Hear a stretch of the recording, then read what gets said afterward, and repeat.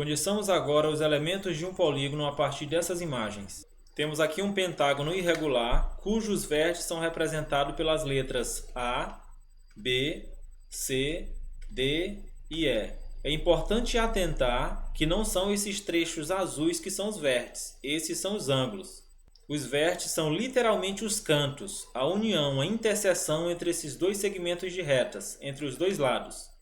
Portanto, este segmento de reta, ao interceptar-se com esse, gera um canto, um ponto chamado de vértice A. Da mesma forma, este segmento de reta, ao se interceptar com esse, gera um canto, aqui chamado de vértice B. Então, observamos que no pentágono há 5 vértices. É importante ressaltar que, além dos 5 vértices de um pentágono, há os lados, que também são 5 lados, como representado aqui.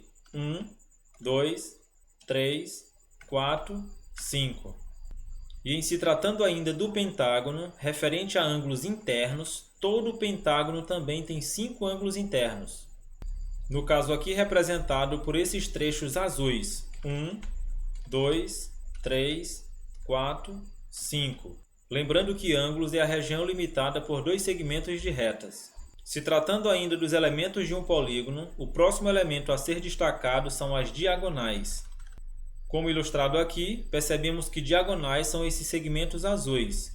Uma definição geométrica para diagonais são os segmentos de retas que ligam 2 vértices não consecutivos. Temos, partindo do ponto C, 2 segmentos de retas. E observe que este segmento se liga a um outro vértice saltando um deles. Por exemplo, partindo do ponto C, temos um segmento de reta que vai até o ponto A. E observe que o ponto A, entre ele e o C, há o ponto B. Da mesma forma, partindo do ponto C, há um segmento de reta que vai até o ponto E. E entre esses 2 vértices, há um outro vértice chamado de D.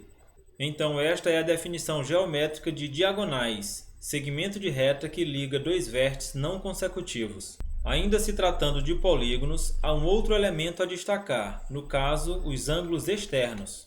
Observe que, de acordo com a figura anterior, ângulos internos são esses literalmente dentro do polígono. No caso específico, este